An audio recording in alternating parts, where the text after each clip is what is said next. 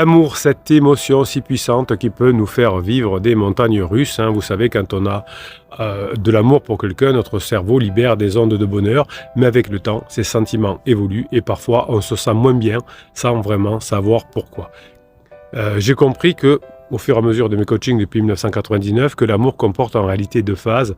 La première, c'est la phase romantique, quand notre cœur bat la chamade, mais tôt ou tard, on passe forcément à la seconde phase, la phase d'attachement qui est plus paisible et qui peut d'ailleurs aller vers la nuit. Du coup, certains, pendant cette phase-là, ont l'impression de ne plus aimer, mais ce n'est pas le cas. C'est juste que les sentiments ont mûri.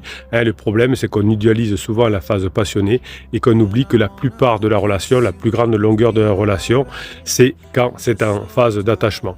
Donc l'amour, c'est aussi satisfaire les besoins de l'autre, car nous avons tous des manques affectifs, intellectuels. Et si votre moitié ne peut pas y répondre, eh bien, on peut être tenté d'aller voir ailleurs. Et ça, on en parle chaque jour sur notre chaîne.